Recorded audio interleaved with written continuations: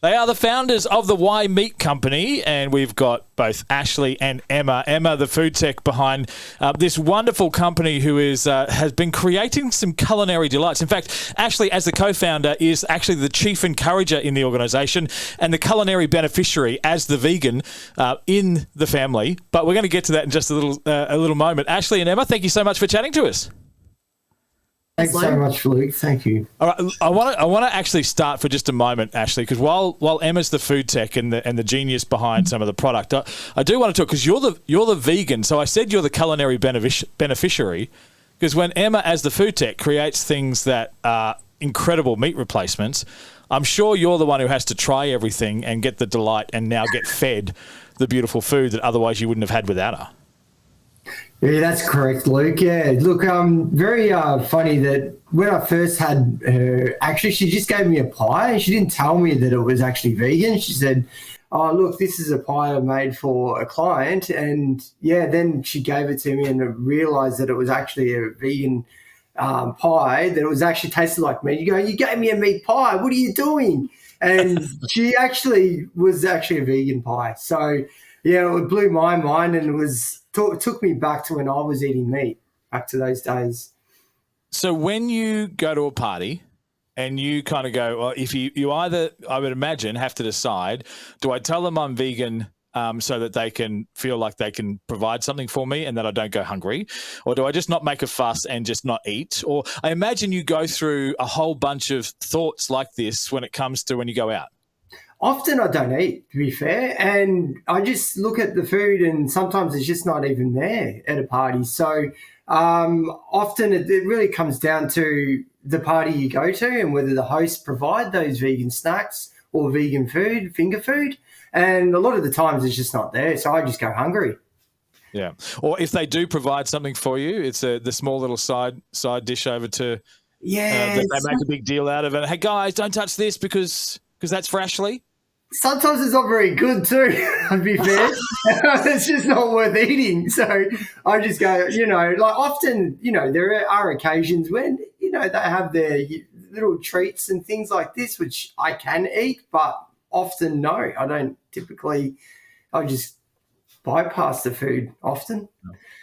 Well, let's put you off to the side for a second and let's go to the genius behind it all. And Emma, did you create these products for Ashley, or were you creating this stuff even if he wasn't vegan? Yeah, I think, a bit of both, I think. From our end, we went to the States in 2019, just before COVID, and we noticed there was a lot of plant-based emerging over there, and saying sustainability, population, and all of those factors are not going to be there from our meat consumption.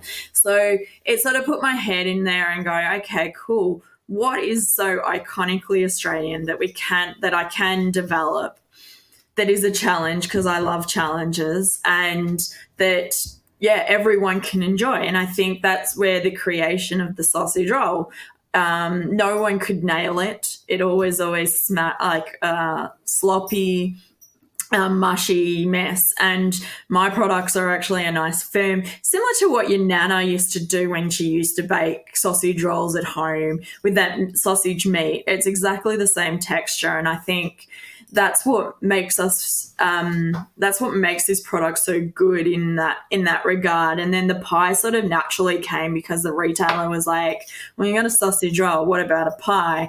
The pie was a similar notion. It was a little bit more easier from a development perspective because it was sauce with some TVP in there. But nevertheless, I mean, us Aussies really like a pie, and the sausage roll to me is my highlighting product out there on shelf. Well, it's such an interesting thing when you say, well, but what about the pie? Because I don't think I feel comfortable in life if I say one without saying the other. Like, having pies, it feels like you should be saying pies and sausage rolls. They're in unison. Yeah, they definitely go well together, don't they? And I think that's where the retailer sort of said to me, "Oh, I don't know," because we first brought out a gluten-free sausage roll and just a regular sausage roll, and she goes, "But why did you bring out two of the same size sausage rolls and not a pie?" And I'm like, "I don't know, because the sausage roll was technically more challenging than a pie." And that's what I presented. And then we all went into lockdown and so forth. And it was a little bit more logistically challenging to try and bring in new MPD. So, yeah, I think, the pie and the sausage roll definitely go well. We all know it goes really well in the footy, any sort of community environment. And we're trying to sort of neutralize that whole connotation of, oh, these people over here are vegan and these people are not, and you just put it out on the kitchen bench and everyone consumes it. I think we had a party last year and my sister had your normal regular party pies and sausage rolls and mine went it went in seconds, whereas the other one was no one would consume it. And also think, and this is the challenge that you have in being a plant-based business, is people are like, oh, no, I'm not going to try it because it tastes like, excuse my language. And people won't try it because they're like, it's plant-based, it's not for me. Whereas, we've got to get past that whole notion of, it's inclusive for everyone and no one has to sacrifice quality or flavor. Well, I do love that inclusive nature of going back to what we were talking with Ashley about being at the party, not making Ashley feel like he has to make a big deal in order to be able to have something to eat, not make someone feel like, oh my gosh, these vegans and vegetarians are always making my life difficult, not making the other people at the party who aren't vegan and vegetarian feel like there's things that they're not allowed to touch, or because that's especially for somebody else. Like that, every step of that is not an inclusive process. That's not a thing that draws us together, which is what a gathering or a party should be about. So I love the fact that there's a possibility to take something if no one can tell the difference and it's just good food on the table and everyone can eat it and have fun and no one has to make a big deal out of it. Yeah, definitely. I think, I think we live in a world of diversity, and I think this is a really good, what do you call it? Sort of stepping stone to meet the middle ground of both vegetarian or veganism to normal meat eaters. And I think in our house we've got 50% of us are meat eaters and 50% of us aren't. And I think you would find now that quite common in Australian households where you do have that mixed bag of people. Look, so I haven't revealed this to you yet, but you're talking to probably one of the biggest cynics that you could come across for a product like yours. So a couple of things that makes me that way. Like I cannot tell you how many times I have heard a family member or someone in my world go, you won't even know it's cauliflower. You can't even tell. And I'm like, what a load of rubbish. Like, it's fine. You want to eat that and you think it's cauliflower mash or cauliflower rice, that's okay. Like, you can have that. It's fine. Don't try and make me have to pretend it's just like the normal rice or just like normal potato mash. It's not. It's fine. It's edible. But if you think it's the same, what are you on? Like, those experiences, to me, undermine everything that was otherwise good about that option. Yeah, and I don't think you're alone in that. And I think that's where the plant-based sector is slightly we've had a lot of innovation in that area and a lot of products that have come and gone because of the quality of the products, not to where everyone likes it. I mean, the vegan community is a relatively small community opposed to the general population. And I think if you can bridge that gap with what we have, and as we mentioned, I mean, we go from my grandfather's 90, he's 90 and he gives it to his mates over afternoon drinks, and to a cricket club which is full of 60 to 70-year-old men not knowing the difference with this product. And I think these products, and I think that's a testament to obviously food tech, the ability to make something like that from a food tech perspective, as well as, including everyone. And we are not using like, cauliflower vegetables to make a meat replaced product, and it's on textured vegetable proteins and so forth. So, which is a totally different spectrum to your cauliflower and so forth. Yeah. But either way, I'm pretty sure, Emma, and I'm trying not to be offensive to my sister, but I'm pretty sure if you attempted to make cauliflower rice or mashed, you'd probably do a better job. I mean, that is a part of your profession. So I'd have confidence in you. So again, try not to offend my sister. Here's the other thing that makes me a really big cynic of everything we're talking about. I am as hardcore carnivore as you can get. I went to India, I traveled over there, and I was shocked when I looked at the menus, and they didn't have the normal menu and then this side menu of vegetarian. Their menus were split. The main menu was called veg. And then the little side menu was the non-veg. They didn't even call it the meat it was the non-veg section. And so I had the minority of options to choose from. And then I was I was staying at the YMCA in Delhi, and I can tell you at that particular point in time, it was not fun to stay at the YMCA. And they had the buffet, and they had one major meat dish is what I thought they had. But what they actually committed to is one major non-veg dish. So when they served up an egg curry, and that was the non-veg they had, it was egg, not meat. I'm like, that won't do me, because my life philosophy, and I'd stated this many times, is if it does not have meat, it's not a meal, it's a snack. So that's been my life philosophy, right? And so when I was traveling around and someone who was hosting us said, "Oh, is it okay if you guys okay with non-veg?" And my colleague went, "Yeah, non-veg is fine." And I stopped in the middle of a Delhi street and I went, no, so are you guys right with veg, is what he said. Are you guys right with veg? And I went, I am non-veg. I am non-veg. So I have labelled myself after the meat. So I cannot wait to get into your pies and sausage rolls, because if you've got me, there is not a bigger test and hurdle to overcome than someone who would refuse. Susie's had me to eat one vegetarian meal and be okay with it in 20 years of marriage.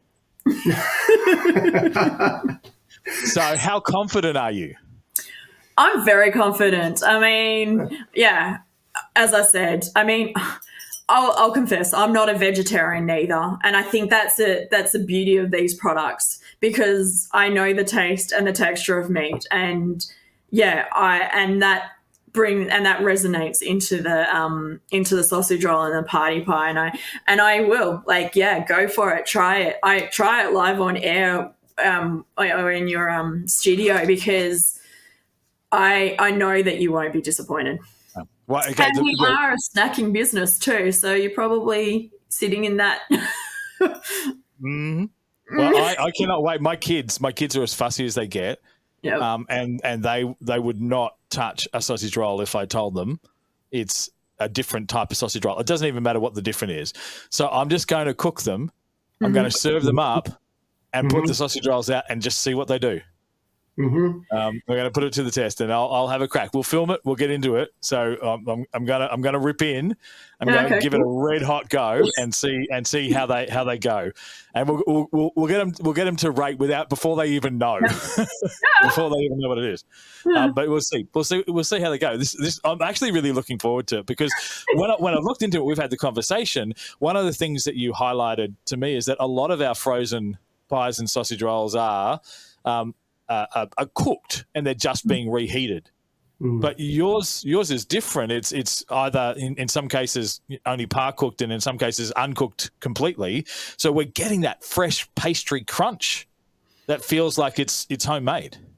Yeah, and also I think the beauty of the products and the beauty of today's technology, air fryers are a intense heat. And I don't know whether or not you have an air fryer at home, but they definitely, because of the heat is contained in such a small area, you can crank it up to like 200 degrees for the sausage rolls. I wouldn't recommend it for your party pies, because you'll probably burn the top of them. But it just comes up really fluffy and nice, and layers of butter in there as well. And I think table a vegetable fat. Sorry, I shouldn't say butter. but it tastes like butter. Because I'll tell That you, was a vegan reaction right there. I'll tell you something. When we went to the factory to launch these, or just to find a factory that would do it, the guy down there, exactly the same notion as you. But meat loving person, you wouldn't convert him to veganism. Anyway, he did us a batch of his of the pies. And I'm sitting there and I'm going, this pastry's too good to be vegan. And he's like, nah, it is vegan. And I think that's a testament also to what's happened, or the way that technology has advanced so much that you just wouldn't know if that was not butter. And I think, I think you've just got to try it and let us know. Yeah. All right, we're going to get into that. Before we get into, I want to talk about your world as a food tech, but let's talk also about the couple of other values behind getting behind something like this. This is one of those rare products that is created and produced in Australia. This Australian made aspect, which is we're understanding more and more value because of since COVID and things not being able to travel, but people getting a hard time. This is such a even more important value to us to support local made. Oh, definitely. I'm such a huge advocate for Australian made. I think there's a lot of advantages of Australian made. The quality is going to be there. Ethically, you're employing. We are employing a community of people. Our products, our pies have been made in Mournable. That brings into a community that wouldn't necessarily have the opportunity to do a big contract for a Woolworths. And I think It has a twofold effect. Yeah, we don't use as much carbon as if you were to put it on shipping container to come over here. And we're employing people within that community. And I'm so passionate about Australian made. I think we are losing our manufacturing sites that are rated knots. And I think if we can start looking more consciously, the government has made that more easily accessible for consumers to understand where our products are coming from. You'd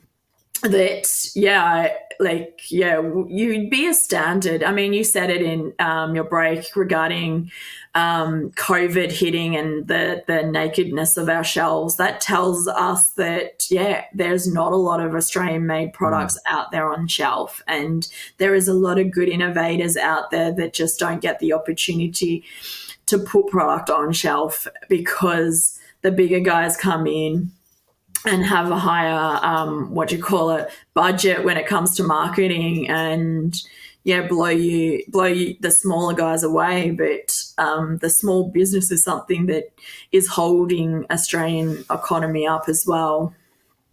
I'm also very looking forward to giving your mini potato cakes a roll too, because they're made from what's dubbed as ugly potatoes. And so not only do I love myself a potato cake, I actually love things that are mini in this form because they often get crunchier and more beautiful and able to be delicious ratio of crunch versus actual veggie. And I love small. I love the potato cakes, and I love what you've done. So the ugly potato, I feel like I resonate with the ugly potato, that we share a kindred spirit. So explain the ugly potato to us. Yeah, I've spoken about waste a lot over numerous radio stations, and waste is something huge, especially in the farming industry. We speak about 20% of crops are not saleable as potatoes in the supermarket shelves, and the farmers are actually, what can I do with these particular offcuts of potatoes or these ugly potatoes? And the mini potato cake is one of those. And I think when we got hit with floods in Victoria and Tasmania, where a majority of potatoes are grown, you saw a shortage in chips and so forth, but we were able to still sustain a reasonable amount of mini potato cakes. The reason for that is because we could use a small, large, or any size potato because it's mushed up into a cake or a mini potato cake, and it's formed and then put through a light fryer, and then you can just put it in the air fryer and it tastes exactly the same as what you would have in a fish and chip shop. And yeah, they're a good little gem. And being small and being a party business, it just helps with, okay, cool. Instead of putting chips on the dining table for kids to eat, you can put mini potato cakes. And we've done so many different innovative things with these little potato cakes. It's unbelievable. Yeah, and it's great too because we know that these are potatoes that are giving our farmers more. Yeah. These potato cakes, because otherwise that's crop they have to throw out, whereas they're now getting to be able to sell their off-cut. And not because there's anything wrong. Like, so they're not discarded otherwise because they're bad or they're rotten. It's just they don't fit the shape. They don't look like they're supposed to. There's even prejudice and body shaming in potatoes. Yeah, it's in every vegetable, and that's the sad reality. We've groomed shoppers to buy a certain shape or size of apples, bananas. Yeah. Like it's absolutely crazy, and I think we're going to, in this ever-changing environmental environment that we're living in, where floods are happening, or we're having downpours of rain, sunshine next day. We're not going to be able to farm that standard potato. And I think we're just going to have to get used to having some slightly different sized potatoes on the shelf because, fertilizers are all coming out of Ukraine. And the price of those are obviously huge because of what's happening over there as well. And I think there's a twofold effect. If we can and put some value to that potato, it's more of a valued commodity for everyone else to have. And I think with the air fryer being coming into highlight over the last couple of years has made these products even more favorable because you don't have to get your deep fryer out and fry them up. And I think we all get a bit concerned when we have oil sitting around for too long. You don't have to worry with these particular products because you can put it into the air fryer. Slightly healthier too. Yeah. Hashtag potatoes have feelings too. All right. Let's talk about you as a food tech, because your job is to invent things. And when I was thinking about some of the greatest inventors of all time, of course, there's some very common names that come up, and I think no greater than remote control television, hair unbalder, flying car, monkey thought translator, ratbirds. Hey, what's going on, little guy? Yeah, Flint Lockwood, one of the greatest inventors of all time. So with Flint Lockwood, we obviously realised that to get to your greatest inventions, you also need to create some duds along the way.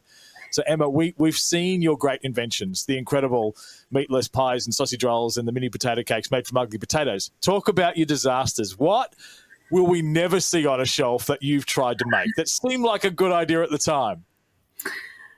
Oh, wow. I have to think. I've made a number of different products for different businesses that might not have necessarily hit the shelves. Nothing that comes to mind there's a number of fails before you actually get to that perfect product. And as I said to you, you in the break before, the sausage roll wasn't a one-hit wonder. It went through a number of iterations and Ashley going, oh my God, what are you giving me now? And he is a guinea pig on most of my products. I mean, I've had to develop some really nasty, I don't know whether or not you know much about mushrooms, functional mushrooms. They're really hard to disguise. And I had to put them into a nut spread. And some of them, my first takes of those were absolutely horrible. And I think, it's hard being a technologist and tasting your own work. But then when you give it to Ash or even Isla sent to my daughter, she tends to go, oh Mum, no, I don't really want to try this one again. Let's bring the whole family. Who cares? There's so many different, from that particular product sitting on shelf wouldn't have necessarily been that. It might have been 20 versions prior to actually getting there to the right texture and consistency that you like. I think it makes it fun. I love food. I think food is, and doing Heston type of creations with food that you wouldn't necessarily think in your whole wildest dreams that you'd be able to do it. And I think, it takes time, it takes patience. It also takes determination. And I think, that's one thing I give my children is, you have to be determined to get to do something, to do it well. And you don't have to be smart or anything like that. As long as you got that determination to get to that end goal, that's all that matters. And I think that's my philosophy when I go into developing. Most people come to me when 10 or 20 people go, no, I don't want to do this. And I come in and I go, I'll do it. Like, I had to do confectionery, sugar-free confection, never touched confectionery in my life. And Ash is like, what are you doing? And I'm like, I find it interesting. Let's just do it. Like, come on. Like, how hard can it be? And how hard can it be, right? Yeah. I mean, simple, easy. What could possibly go wrong? Emma, you and I should never hang out, and we should never work on a project together because we would only fuel each other's lunacy. Like, the whole world is possible in my mind. And people go, what are you talking about, Luke? That is insane. I'm like, really? That was my low-key idea. Yeah, I think I had a US guy. Yeah, he was like, he'd get knockback after knockback. He wanted to make this this coating that you could put in your bag to coat the dog's Kong or whatever, but it had to sustain the US LA temperatures.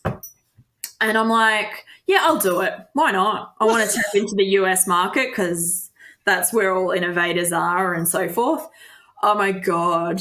Some of the work that I did was absolutely shocking to come to the end product where literally you heated this product up, dipped your Kong in, and it literally firmed hard straight away. And I was like, that was one of my biggest achievements. It didn't hit shelves, unfortunately. So anyone out there that wants that, just hit me up. There's only one other thing that I know in the world that you could describe like that, and that's ice magic, and that's beautiful. Yes, ice magic, yes. Very similar notion. It was a great product. But, yeah, I don't know what had happened over in the States. But, yeah, I think, I am a person that just goes, yeah, why not? Let's give it a go. It's my creative mind. I love it. I'll do it till the death. I mean, I did potato milk because no one else wanted to do it. And I'm like, go. When I saw your potato milk, there were two things that went through my mind. One was, why? Like, who would hear, having a nice glass of potato milk? Like, I can't even that someone would ever have that concept, or at least I can go, if it's a kale milk, as ridiculous and horrid as that sounds, like I can understand why people go, so healthy. Like, oh my gosh, I'm having kale milk. Like, it's so good for me. But I can't imagine someone doing that about potatoes. So the fact is you've taken something that shouldn't be the thought of an alternative, and from all intents and purposes of what I saw when people were taste testing and giving their review, nailed it with a potato. It doesn't make sense. Yeah. It was the same notion of waste reduction. And I think they came to me and go, I want to do this product. No one wants to do it. I'm like, I'll do it. Never done milk in my life. But I loved the concept of it because there's a lot of plant-based milks out there that are all allergen associated with it. And this particular product does not have any allergens. And also we don't realize the amount of like transportation that it takes to do the alternate milks. Like, we all think it's like saving the world. But potato milk is literally one that is potentially one of those that would save the world. We, use the whole potato opposed to just a byproduct. And I think that's the beauty of this product. And it had the creamy notes that you would never, you just wouldn't think would work. And it took me a couple of times to actually get it right on bench, but then I only took one try in the factory. And I feel like, I mean, there's still some stuff that could potentially be better on that particular product. But it's an amazing product that I've just got to get the time and an investor to invest in me to get this up and going, because money unfortunately isn't something that we all have accessible. I've got the marketing sorted for it. When you have potato milk on the shelves, it's potato milk, to be sure. Ah, yeah. Yeah. So it's good. So yeah, so I like that. You're like, hey, I'll sign you up to my marketing team. That's great, fantastic. How much is a big gig? Like paying big? Like, okay, all right. It's a lot of it. Volunteer. Before we wrap up, I want to tell a little bit of a story about the greatest thing my wife has implemented to me, because when we had a chat, this is what I thought about. Well, I went to India for the first time back in that the trip where I said I'm non-veg. But I was a bit nervous. It was the first time I'd ever left Australia. And I grew up in a home that wasn't adventurous with food. I'd never eaten Indian food until I was in my mid-20s. I didn't know what spice and flavour was. Mum boiled every meat we ever had. And it was like, I'm talking, even the steak she fried was boiled. I don't even understand now why. But I had no adventure in my food life until relatively recently. I knew what I liked, and every time I went to a restaurant, I ordered what I liked. She said to me, when you go to India, because she lived there for a year, she said, promise me one thing, that every meal you sit down for, you'll try something you've never had before, and you'll be richer for the experience. And so I made her that promise, and every meal I sat down and I tried something I'd never had before. And I didn't like everything, but I liked a heck of a lot of them, and my life was richer. And I've taken that. That was 18 years ago. And we even do it now when we want to feel like we're on a holiday and adventure. And we just go out, we go find a place that might have something on the menu we've never tried before, so that we can taste something. It doesn't matter if it's good. It's just that it's different, and it gives you this spirit of adventure. So when I said to you, if I'm not vegan, if I'm not vegetarian, I don't have a party where I've got vegans and vegetarians coming. As a hardcore carnivore, why would I eat your pies and sausage rolls if I'm not in for that? And you just said, oh, you should try something new. And it just lit up in me to go, yes, this is the adventurous life. Like, I don't care whether or not you think, oh, I'm really up for a plant-based product instead of meat. Try something new, live some adventure and give it a go, rather than sit back and go, nah, probably not. If there's something you don't like, you can rubbish it and laugh about it, but probably you'll find some things that blow your mind, Emma. Yeah, I think, and that's the beauty of what Australia brings to. We have a lot of diversity. We have a lot of different cultures here in Australia, especially here in Melbourne. We're very culturally rich with all of our food, and I think, just give it a go. And if you don't like it, then it's not for you. But I think you'll be surprised, like you were in India when you tried some of those dishes. Some are really good and some weren't so good. And I think, if people just stepped outside their comfort zone and gave it a go, they'd be presently surprised that, hey, maybe I should give something else a go in that plant-based sector as well. And I think we just need to be more open to it, because, we're in a world where sustainability is the key. Yeah. Well, it's stocked in Woolworths and in supermarkets in different parts. And if you want to give it a go, try something new, have an adventure, be inclusive to those in your world who maybe have as vegans or vegetarians, and don't make a big deal about the fact that you have to have separate menus. You can have every bit of this joy simply by trying a brand new product. Emma and Ashley from the Y Meat Company, it's been absolutely amazing to talk to you. Thanks so much for hanging out with us for a bit. Thanks for having us. Thanks, Luke.